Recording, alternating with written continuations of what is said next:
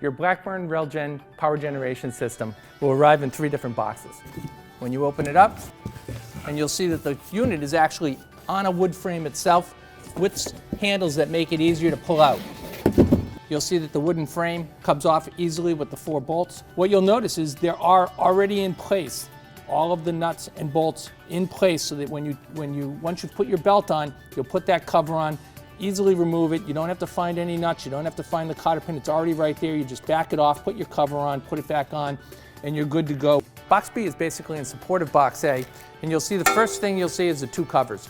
The 2 covers, this one happens to be all stainless steel. It has a couple bolts, which is unusual because most of the bolts are already put in place. These couldn't be put in place in advance, so we put them as close to where they'll be going as possible. Then you have the back cover.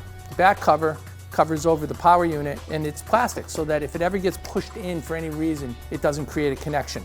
We have the center bearing.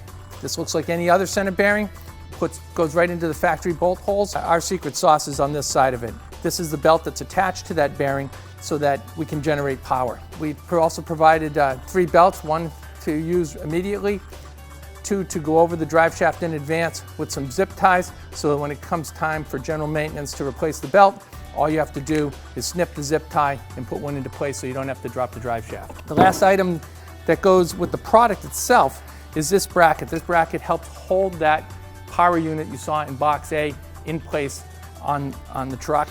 You'll find this in the bottom of the box. It's an alignment guide.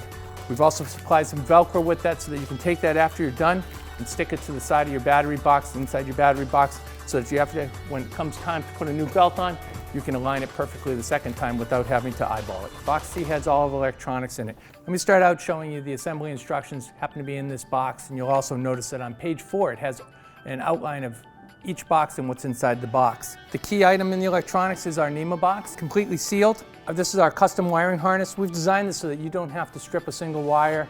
Really, it's plug and play. You'll see that we even labeled things A, B, C, and D to indicate where you have to attach it. Everything's here that you need, and when you're done, you just twist, turn it to tie it into the box. I have 3 cables.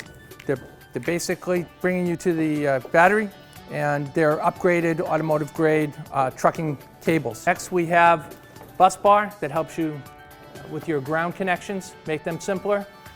We have these ties that allow you to take and tie your harness down to the truck. That's simply to stop the noise of vibration and flapping against the truck. We have a piece of Velcro to put that bus bar in place inside the battery box. And the final thing you have is a custom clip to allow you to put the box onto the side of your truck with these rail clips and these bars. It's very simple, and the only other thing that you'll see in here is a small bottle of Loctite, because we recommend that you put all your bolts throughout the whole project on with Loctite and some extra cotter pins. And as you can see, all of these boxes have been put together a lot like a consumer product is put together, where your assembly is very easy. It's mostly plug and play. You can put this together we've done this so that you need minimal tools, minimal experience to put this onto your truck.